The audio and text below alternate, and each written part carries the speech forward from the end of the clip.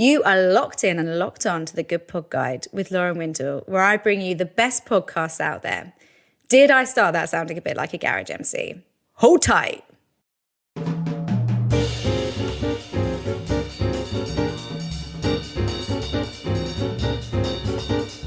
I get really pumped on the Good Pod Guide when we decide that we're going to review something which feels a little bit different. And obviously we've done a lot of like the big name ones, the I'm a celebrity who's interviewed my celebrity mates, or the I'm a hilarious person who just wants to banter about true crime. But when something comes up that feels like different, or if it's not that different, but we just haven't covered it before, it makes me feel like we're doing a really good job because we're bringing you something new. And I get really excited about those. So I'm excited about today's.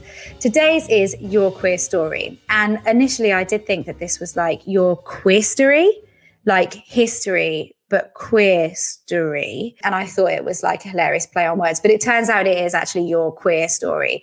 And I don't know if they realize that pun's there and chose not to take it, or if they've just missed a trick, or actually if the joke's on me because they are using that pun and I just haven't realized, but I did think it was worth flagging. So Your Queer Story is an LGBTQ plus podcast, and it's a mix of history and comedy as the two hosts look at the developments in the queer movement. There are moments of great elation, like love wins and the legalization of gay marriage, but also really difficult topics that they cover, like homophobia and the AIDS crisis and conversion therapy. As well as this, they highlight the sort of developments and setbacks, but they also dedicate whole episodes to LGBTQ plus icons and some relatively unknown activists as well.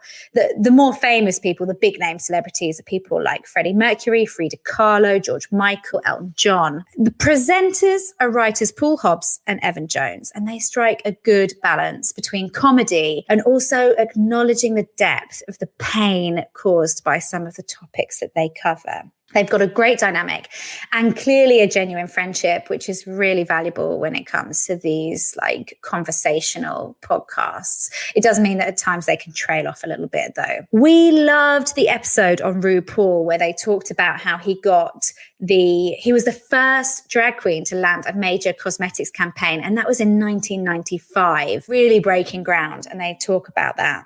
There's also, though, some upsetting information on the lack of support offered during the AIDS crisis. And I think that's something that a lot of us are like vaguely aware of, but actually hearing some of the facts around it and delving into it more deeply is upsetting and shocking and a bit horrifying at times. There are 140 odd episodes, on average about 50 minutes long. This podcast is great. It highlights massively important features of our recent history. And I think that there's a tendency for when a podcast focuses on a particular community for its primary audience to be people within that community. So I can see that, and I don't know this, I don't know their demographics of their listeners, but I can imagine that a lot of people who listen are people who are in the LGBTQ plus community. And if that's the case, I think that's a shame, because I think everyone would benefit from giving it a listen, whether it relates to their personal experience or not.